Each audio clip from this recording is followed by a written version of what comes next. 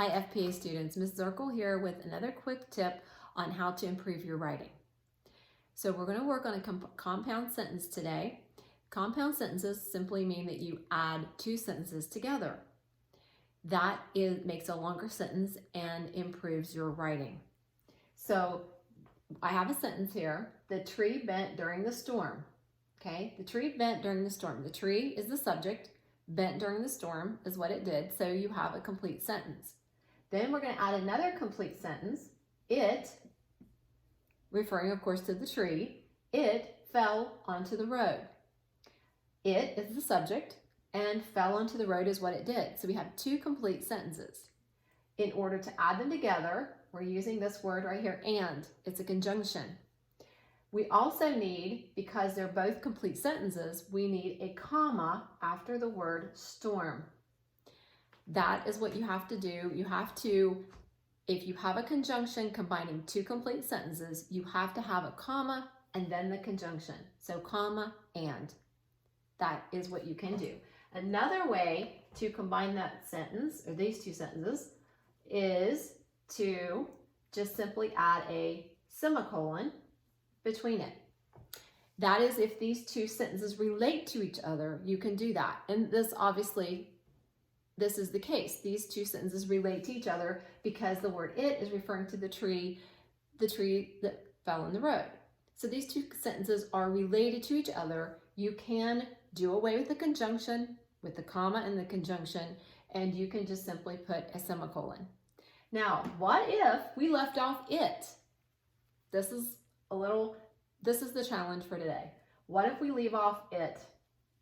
Does this still make sense? The tree bent during the storm and fell onto the road. Yes, that's still a sentence.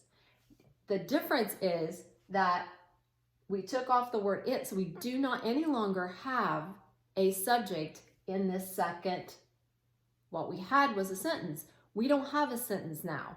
From this on, from our conjunction and on, we do not have any complete subject there or complete sentence because we do not have a subject. We took off the word it, so now it just says fell onto the road. So in that case, you do not need the comma, you only need the and. So the rule is, if you're combining two complete sentences, then if you combine them with a conjunction like and, you have to put a comma before the conjunction. If you're combining two, what we would say a complete sentence and a clause, then you do not have to put the comma with the conjunction, with the and, okay? So the word it here changes everything. It makes it fell onto the road is a sentence, and in that case, back to our original scenario, you would add a comma before and because you have two complete sentences. I hope that this shed some light on some things that might have been a big mystery to you. I'm sure you're all wondering, but it does make your sentences, it makes your writing a lot better. It makes it sound more coherent. It brings things together and allows you to write a little more advanced without writing just simple sentences. This is called the compound sentences. So I hope that you are happily writing out there.